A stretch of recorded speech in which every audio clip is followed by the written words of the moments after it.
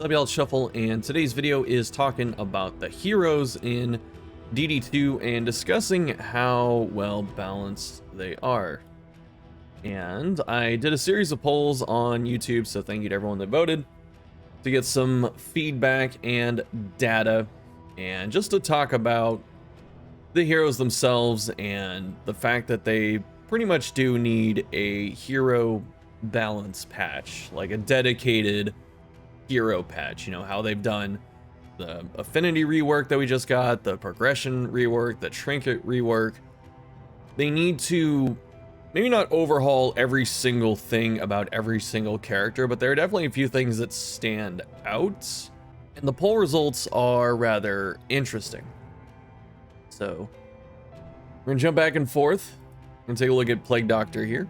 Okay, so for PD, almost 3,000 votes here, and overall they feel that she's in a good spot. This is the YouTube consensus, and I largely agree with this. Surprised there's some too weak and too strong. I don't know if those are people just kind of trolling or if they're picking some specific, but lots of comments to sift through. But the general consensus is pretty much stuff like this: a set and forget hero. Don't know if she's too strong per se, but she fits in every single team. Yes, she does. She can fit into pretty much any team that you drop her into. And she's not really overpowered. It's more the fact that we have something like this here. Garbage Truck picked a very bad time to come rolling through. But anyway, yeah, most of the comments resemble this type of stuff. So she's really the best healing option. And that's not because she's necessarily super strong. It's just the fact that she has no competition, which is why I've been pushing for someone like Arbalest or Musketeer to come back, because that's another range damage dealer. That's not damage over time, but it's also a healer. So it's another possible support unit that gives this character competition, and she'll probably seem less good when you have other characters that can heal reliably. Yes, this other point, because this comment's echoed a few times, which is good. People are seeing it. And IS exists, so indiscriminate science does need to be tuned down. But I hope if they do nerf that, they don't nerf the token cleanse aspect. So when this is upgraded, it removes all negative tokens, which is insane.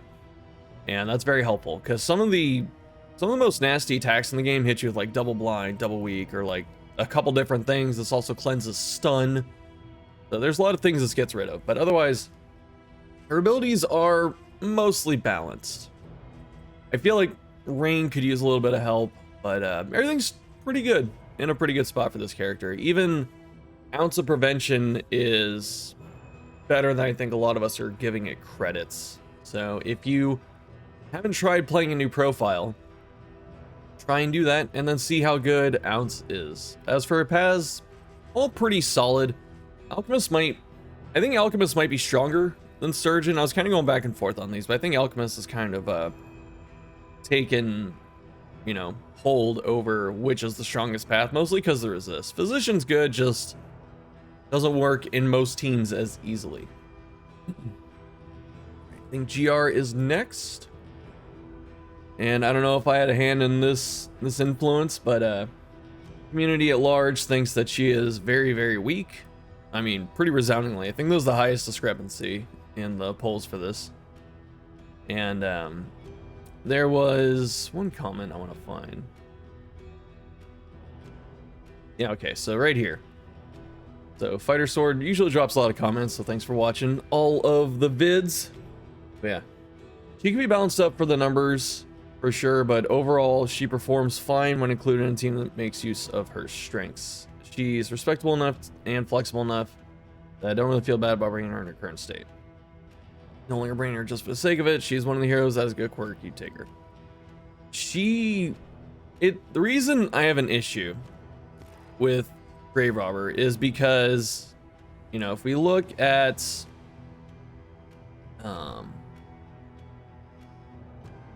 we go back here. If we look at the tags for this character, we have at any rank character, which she is, stealth, she does have stealth, dodge, and high crit. Like, when you read this kind of stuff, like what is your inclination? You know, I see any rank, I see a mobile character, stealth, I see a sneaky character, dodge. I'm assuming she has no survivability outside of that, and then high crit, I'm assuming she does a lot of damage. This isn't exactly an accurate description of the character. So she does have stealth from a couple moves. She can get some high dodge, but she's surprisingly durable. Her base HP is kind of low, like 28, I believe it is. But she has access to 2 really strong healing moves and dodge in a few different sources. And then you also have stealth. And she has high crits from things like combo tokens. Her base crit is okay for stuff like lunge. It gets up to 30. But overall, her crit is honestly kind of junko. You know, like throw dagger and lunge get up to 30. Everything else needs a combo token. And one of the most irritating things about playing this character is, you know, a combo token is a very precious resource. A lot of characters make good use of it. And for her, you know, you can throw poison darts or use pick to the face on a combo target and hit for 4. You know, like you can upgrade this move, hit a combo target, and do 4 damage and not crit and then spend the combo. There is nothing okay about that. Whereas if you look at someone like Highwayman, who can give himself his own crit token, and he can spend that combo token stunning. I think I would rather do that. I'd rather hit for 12 and stun than hit for 12. Maybe. And not do something. I don't know. That's just me. But overall, yeah, it's mostly the damage, because a lot of her upgrades just don't. Her minimum damage is low on purpose because she's supposed to crit to fix the variance. This is how Leper was in both games, actually, where Leper has a really big damage range, but you know, it's inconsistent, and if you can crit, then it's really good. The difference here is that Audrey's like damage range is still garbage, where Leper has a decent damage range pretty much at all times, so even if you don't crit, it's not the end of the world. But she's been getting fixed, so being able to stack stealth tokens is really good. And Rep RT is a really busted move. This move is so, I shouldn't say it's busted, but it's a very, very strong move. And it's always been strong. The issue has just been getting into stealth for it. And now stealth is a bit easier since it stacks. And she can give herself 2 from 2 different moves. And there's also Shimmering Powder, and trinkets are better for getting stealth. Rep RT is pretty good now, as long as you're not running Night Sworn. But Audrey needs buffs. Please, please buff Audrey. Been saying it forever. And stuff like this, I think she's in a good spot. I wouldn't say she's in a good spot. She's almost there, but just want massive low rolls to be less punishing. Yes, that's basically it. All the criticism in one snippet. All right, who's this? Highwayman. Good job, me. I put him in order. But a lot of people feel Highwayman's in a good spot. We're gonna see this through most of the polls, that people think the characters are pretty finely tuned for the most part, and I think that's just a product of the poll system, because there's still nuance to this. A lot of the characters are pretty close to where they should be, but a lot of them have a couple just really bad skills that aren't worth using or just need a lot of help. Or in the case of someone like Grave Robber, you know, if you gave her a bunch of just like +1 or 2 damage, like it wouldn't break the game. She'd be just a little bit stronger. But with Highwayman, a lot of people think he's in a good spot, and I think the outliers just take aim. And his paths, that's true, I forgot. Audrey's paths kind of suck, going back to Grave Robber, except Venom Drop. The other 2, Night Sworn and Deadeye, are just damage ups, and that's kind of boring, but Venom Drop is fun. So with Highwayman, let's see, small nerf to Sharp Shot, yes. Buffs to Rogue and Yellow Hand, I agree. So definitely, the base kit for him is pretty good, but we just need some path changes. He's definitely one of the couple characters that needs their paths like really tweaked, since they're Kind of ridiculous. Well, one's ridiculous, the other two are like really lackluster. Yeah, Hyoman's the most consistent damage dealer in the game.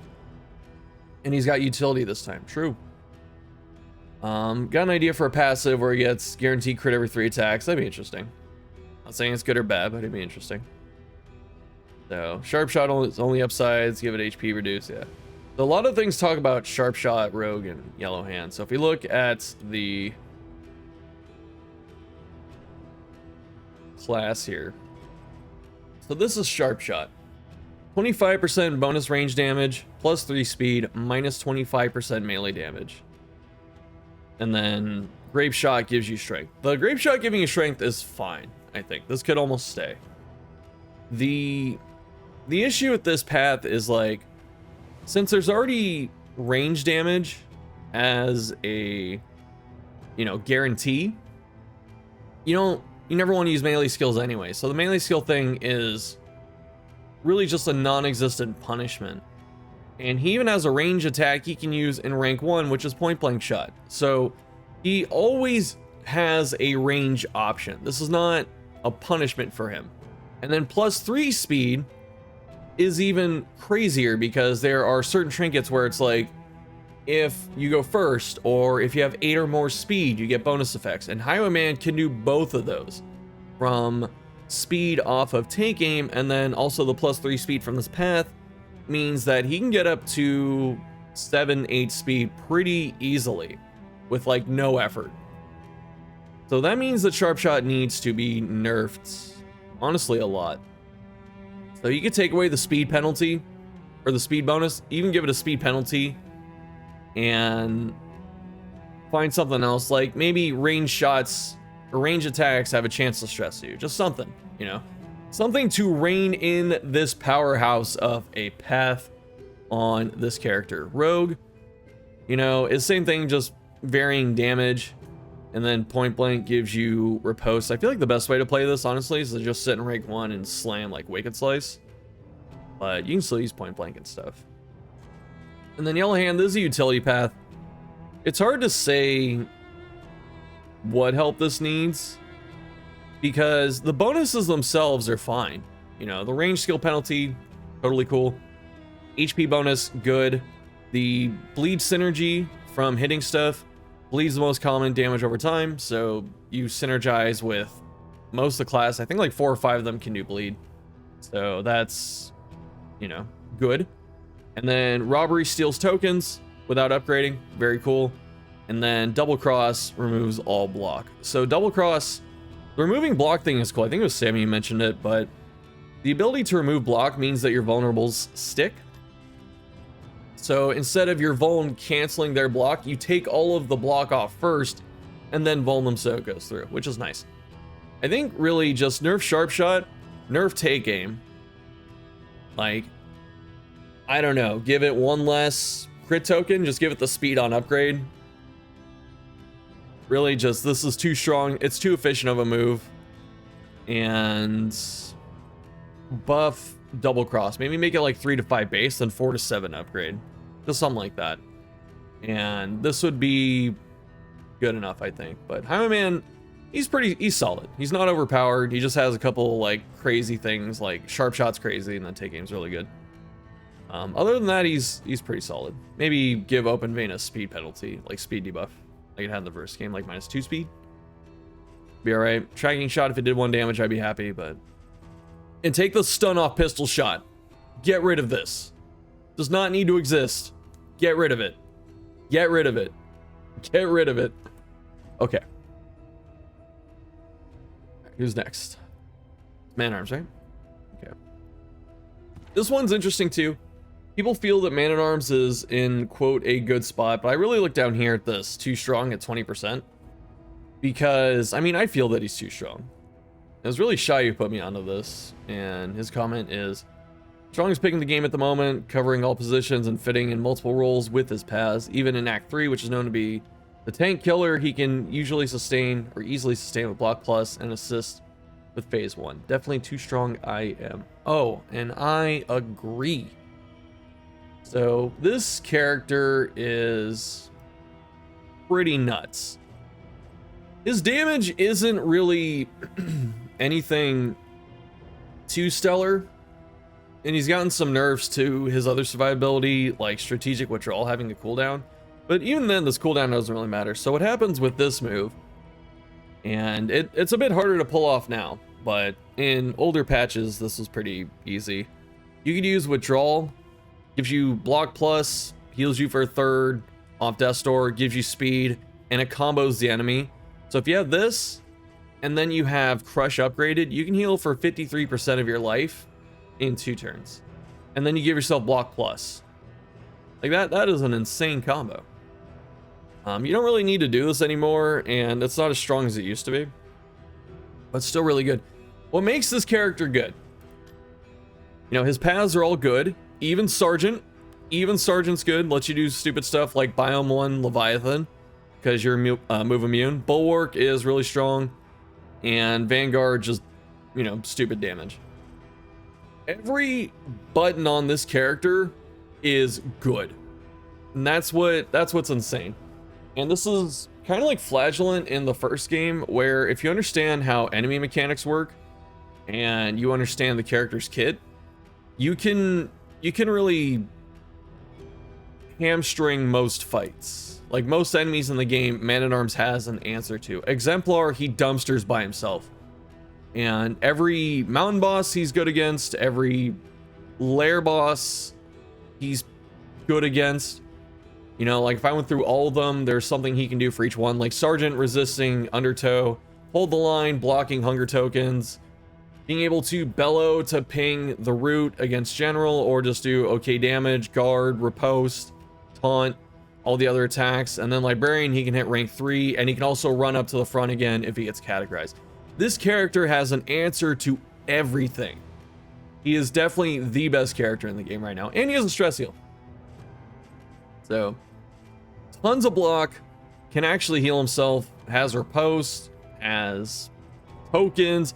He can build pips now in the new system because of all of his buffs. And there's just really nothing bad about this character. He's tanky, he's got okay damage, he's got skills that, you know, disarm all the most threatening stuff in multiple encounters.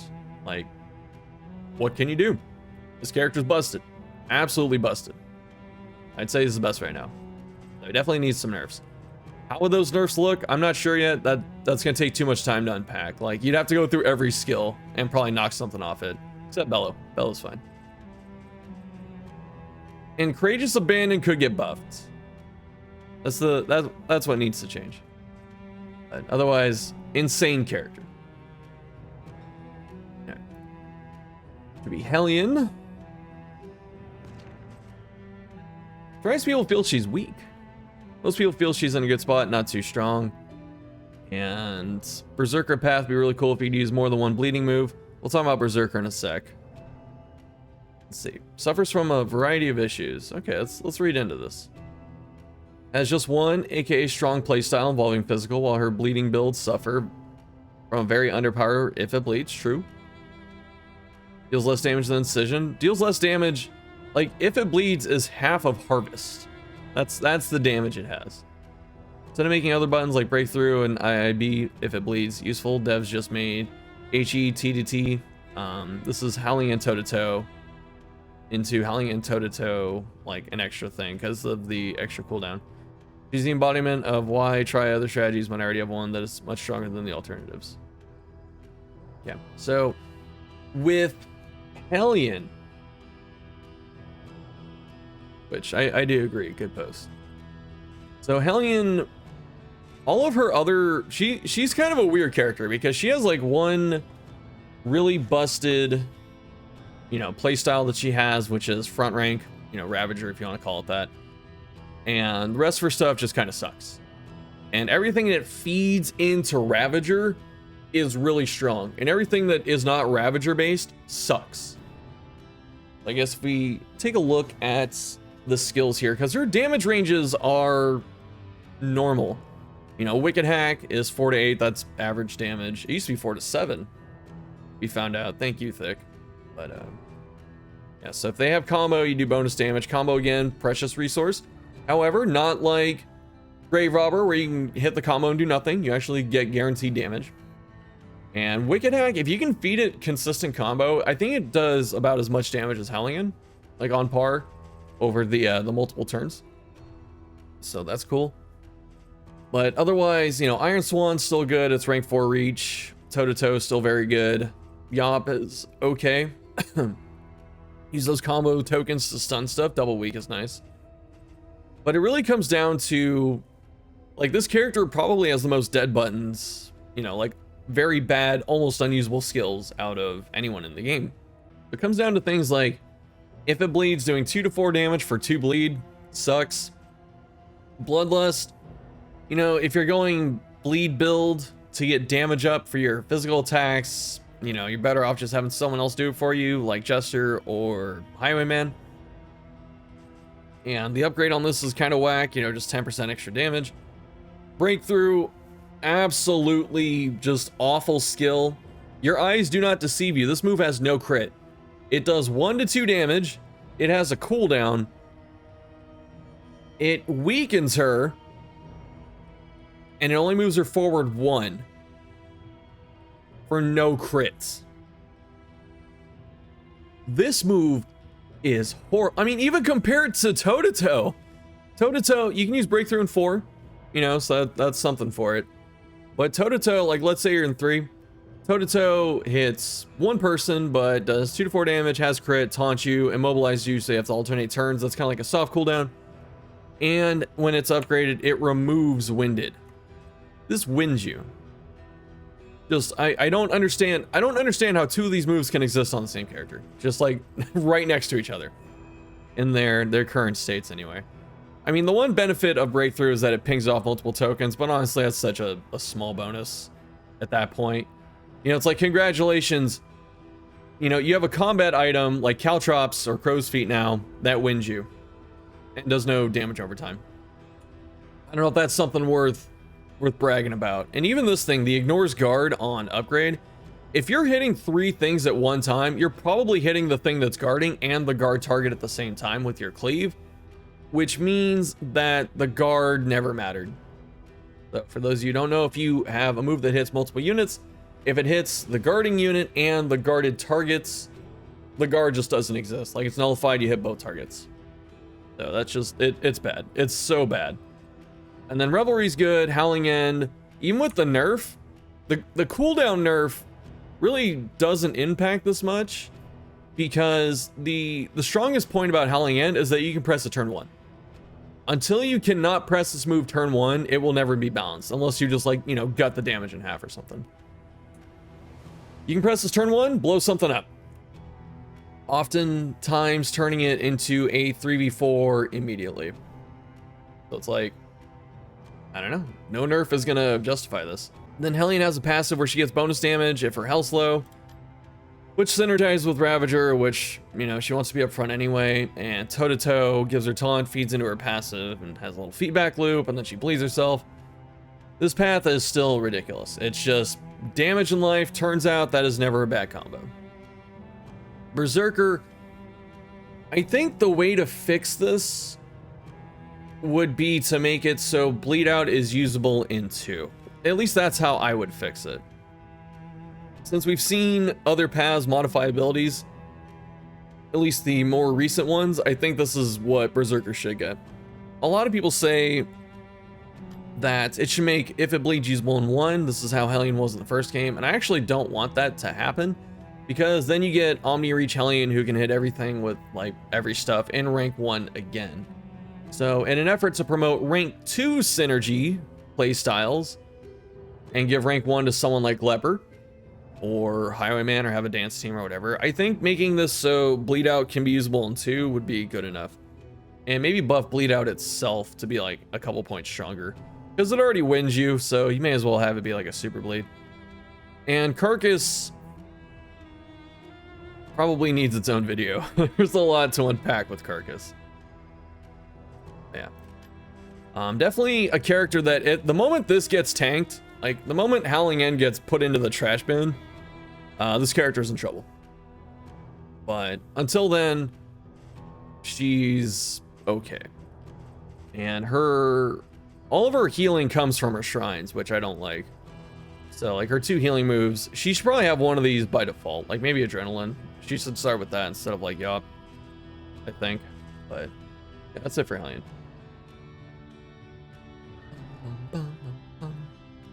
Run away, it's Bonnie. This character's gotten the biggest glow up. She's in a good spot, or they say she's too weak. I feel she's in a good spot. There are a couple tweaks she could use. I guess we'll talk about that. So Sammy had a nice comment here. Runaway slowly evolving into an any rank character, kind of like a mini Grave Robber in a way, with like more support ability. And it's disgustingly good. She's like support Highwayman, and I really do wish they'd focus her kit more towards the front line. And I think her kit honestly is good enough for frontline. It's just that all of the buffs made Firefly, you know, the premier button on the character. But up front, you know, Control Burn is getting better as time goes on. It really punishes enemies that have multiple turns. Smokescreen's still very good. She can use it in 4 now. That's kind of the issue. That's what made her rank 4 kit better. She gets Smokescreen and Cauterize, which she didn't used to have back there. But, you know, she's still got plenty of stuff to do up front. Dragonfly is still a really, really good move. Ransack with Orphan hits, you know, decently hard. You got Firestarter. You got Smokescreen, you got Controlled Burn. She has a lot of stuff she can do up front. Hearthlight. It's just that, you know, the paths, Arsonist, and Orphan really want you to be in the back. So I think if you want to make rank 1 specifically, not even rank 2, rank 1, because rank 2 is okay too. If you want to make rank 1 Runaway viable, I think Searing Strike needs a small buff, because it's just worse than Cision for some reason. And the combo effect's nice. It's a better combo effect than Incision for some builds. But I think if this hit a little bit harder, it wouldn't, you know, mess up the game balance at all. And let Cauterize be usable from all ranks. This way you're not screwed for having your healer in 4 or in rank 1 if you're running someone like a Cultist 2, or you go somewhere that's bleed heavy like the Tangle. And I think if you can give her a slightly better Searing Strike and Cauterize from 1, I think she'd be just, you know, that's it. I don't think you need to touch anything else. Like Backdraft, maybe. Backdraft's a bit weird. Maybe base run and hide. So maybe there are some things you need to touch up on, but yeah, it's up front. You got Dragonfly, still good. Control Burn, stuff I've said. But I do think she's in a good spot. Just a couple tweaks. Even her trinkets are good. I'm not even trying to gloss over Runaway, because I know I've gotten comments in the past about that. It's more just, you know, she's solid, and it's like, how do you expand on that? So we got Jester in DD2. I accidentally, people were assuming I said DD1 for the last poll, so I said DD2. People are saying Jester's in a good spot. Interesting. Find another Shy comment. I'm not trying to have like favoritism here, but Shy has some pretty unique opinions that I think bring perspective. And I agree with, you know, most. Some I don't, but I agree with most. So I think it's worth highlighting these. Jester has a great reliance on the Encore solo finale loop as the ultimate combo. This formula is reliable, damage oriented, and Encore alone has the power to access any other allies' abilities. Once unlocking all his abilities, I think he's too strong. Small reduction in damage and survivability can make him balance. So let's read another one. Encore's too strong with his naturally high speed, higher with Virtuoso. Again, another character that gets even dumber through paths. Use Encore to give slower characters a free setup. Playing a lot of support skills, and you can just unshuffle your team. There's a lot of stuff this character can do. Let's take a look. So Jester is pretty close to being balanced, I'd say. The outliers are Playout could use just a little more incentive, because right now, since usually trying to end the fight quicker instead of being more defensive, like in both games, that's usually been the preferred playstyle, is to be proactive instead of reactive. And Playout is kind of reactive, you know, it's like, why set up to take half damage from a random enemy, which could, you know, hit me with a damage over time attack and take it from 2 to 1, and then I bleed for 9, you know? Or I give someone who wants to be up front a big damage spike, and I kill that enemy before it hits me anyway. So that's kind of the thinking behind it. But Jester's skills for the most part are solid. Like they're all pretty good. Harvest could probably use a nerf, like make this 1 to 3 damage, so it just doesn't eclipse things like if it bleeds and make its feelings hurt and stuff, because this, you know, also combos. Finale needs to be changed. It's too easy to scale this into some really high damage. You know, you get a combo token, it's already doubled, then you get Vuln, Strength, Crit, whatever else on top of it, and this thing's hitting like 60 damage. So this could be changed. And Encore, I think this is like the hardest skill to talk about, because this move is probably the best move in the game, and that's just the fact that it can be any move in the game. That's what makes it so powerful. And also, when you give someone an extra action, they don't take like damage over time effects. So if you're at Death's Door and bleeding with Plague Doctor, you can Encore her to go first, so she doesn't bleed out, and then she has a chance to heal herself and survive. And so how do you nerf this move? Maybe make it usable twice an encounter? That would still be really good, because most times you just need one. Is it usable once an encounter? I don't know. Or just let it be. You know, let it be strong. Hard to say. But this is definitely the outlier in terms of like how do you balance this. For his paths, Virtuoso is just Jester plus. This needs a heavy nerf or just a complete redesign. This is just way too strong. It's the dot res doesn't matter too much. When you have bonus HP, you get bonus speed, and then a chance to make allies stress immune. Like, wow. It just, there's no reason to run anything else when this exists. Soloist, this really doesn't need both the HP and damage or the speed penalties. The speed penalty probably is to set up solo. That gives you a speed token, so everyone else kind of clears the way for Jester, sets up Vuln or gives them strength, and then you solo, go first, and then finale. Like that's kind of the thinking behind this. But the minus HP is so punishing on this. So I would kind of like to see that gone. Otherwise, it's just a damage path, and those are kind of boring, but you know. If we're going to be stuck with it, then at least fix the HP. Intermezzo is really cool. This gives you runaway synergy, because you can bleed your allies and cauterize them. But Intermezzo's fun. I don't know if it needs to be buffed. It doesn't need to be nerfed, but it's fun. Also, look at this. From here, Inspiring Tune gives you 20% stress res, you know, as a chance for using your stress heal. Whereas this is just, you know, random chance to give someone stress res. I don't know. Stress immunity, I should say. Not even res. Immunity. Like, what? Okay. Got 2 more. Try and bust through these. We got Leper, 2 week. The other candidate here for the 2 week category. Actually, we have one more, and go figure it's a cultist, but I largely agree with this. Leper's got some decent stuff. But,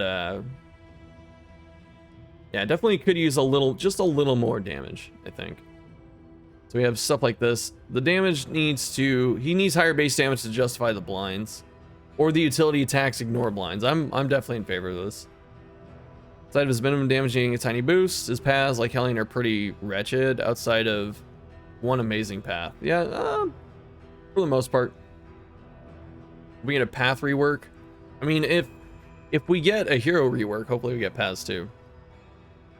He's got some interest. He's got probably the most interesting trinket interactions, because you get things like Cruel Intent, where you get bonus crit if you're blinded. He's always blind, and then he can hit through blind with combo, which is cool. So that really helps him. There's Goading Gargoyle, which converts blind to strength. There's a lot of stuff for him that's really good. But the paths themselves. Okay. So for Leper, a lot of his abilities are fine. You know, they're mostly good. Bash is really good. Purge is fine. Intimidate's good. Intimidate upgrade is kind of bad, because it's like, you know, you upgrade to remove stealth. That's really just not important. So I don't know if that could do something else. Like, remove crit tokens from the enemy on upgrade, that'd be okay. You know, just something like that. Ruin is good. Break just needs to lose the blind. Because it's weird that this move blinds. It's a normal damage move, you know? And I don't think the block removal is really justifying the self-blind chance, or just lower the blind chance if you really want to keep it. But you know, this is a grave robber upgrade. This is like pick to the face, dude. Look at this. Ignores blind against combo target. Removes block 4 to 10 from 4 to 7. No crit upgrade. Like this move's just not good. And then the other like big outlier for his attacks is surprisingly Chop. So a lot of things kind of funnel him into or push him away from Chop, from his paths. And Chop damage is just like the upgrade is what's bad. 6 to 12 base is fine. 6 to 16 upgrade. Like why isn't this 8 to 16? Or 10 to 16? I don't know.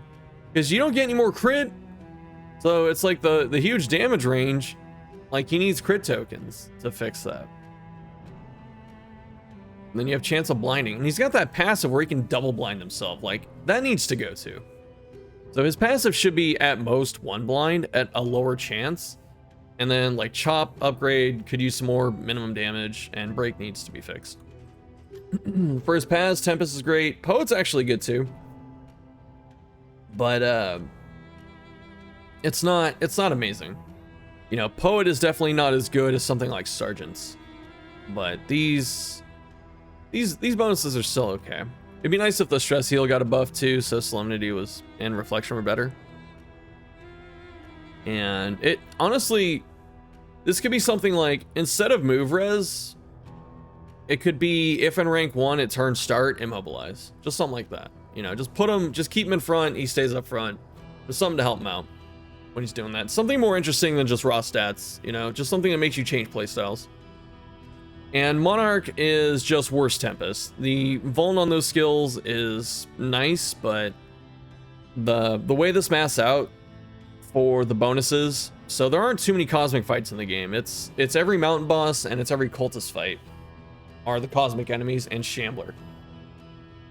The 30% minus HP and then getting plus 50 against cosmic enemies, those add together and it comes out to plus 20% HP.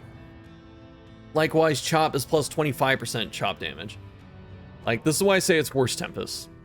So this could, you know, the penalties could change to be softer and the benefits could change to be better. Like, why isn't this just bonus damage, you know, overall, instead of just chop damage? Because otherwise you're just kind of stuck hitting Hugh and Intimidate and stuff like that with this character, which is okay, but like the minus HP is just so unnecessary. So this definitely needs to be tuned up. Now we're going to who I think is now the worst character in the game. You know, I used to think it was Grave Robber, but really the only issue with that character is just her damage. Occultist is a freaking mess. Like, the more I've been playing this dude, the more people I talk to, this character is just in a really, really bad spot. So the unchecked power mechanic is interesting, but you've already won by the time you need that juicy star nuke. Yep.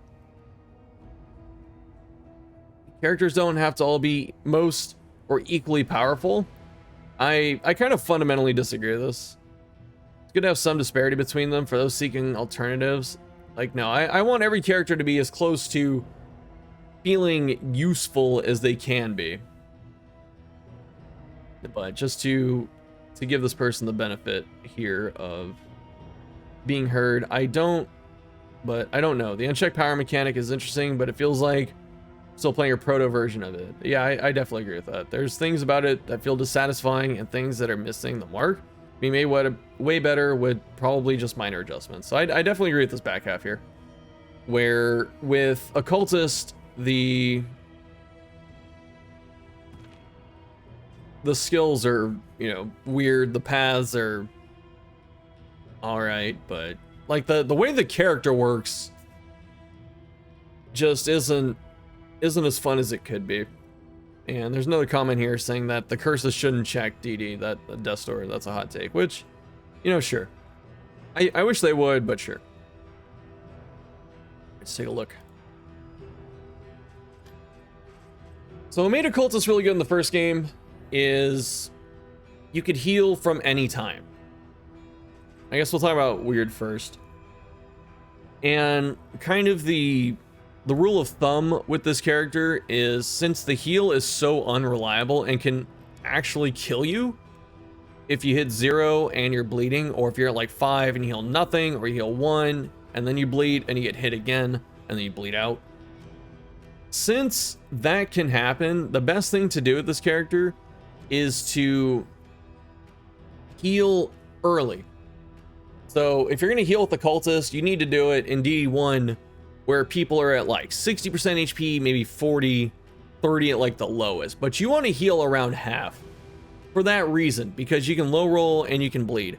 The other thing too about DD1 is you can, by the end of the game, you know, by like level 6 and stuff, the bleed just doesn't matter. You can mitigate it very easily. Most characters have a very minimal chance to get bled, whereas the way the stats work in this game, your resists don't scale outside of like paths and trinkets or items.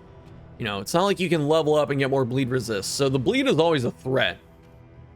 And you have to use it in the worst possible scenario, which is low HP. This is a heal you don't want to use at low HP.